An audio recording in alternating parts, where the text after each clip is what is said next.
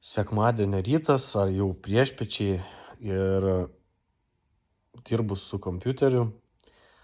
Buvau išėjęs pasivaikščioti ryte, graži tradicija savaitgalį, nes dažniausiai yra laiko.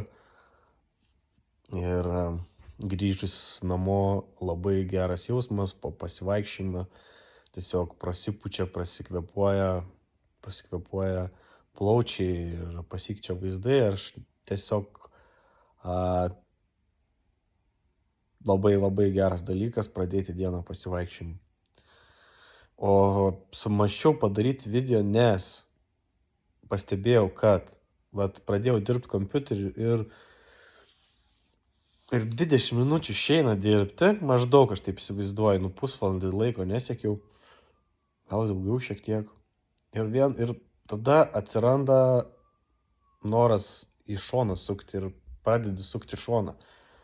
Gal pradedi telefoną tikrinti, pasižiūrėti, gal tada mintis kažkokios pradedi galvoti apie dalykus, bet nedaryti dalyką, kurį jau pradėjai.